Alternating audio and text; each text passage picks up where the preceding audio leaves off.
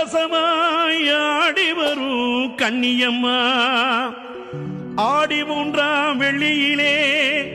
அக்கினி சட்டி ஏந்திக்கிட்டு ஆடி வர ஓடி வர கன்னியம்மா அந்த ஒவ்வொரு பக்கத்திலே மனப்பாக்கம் கன்னியம்மா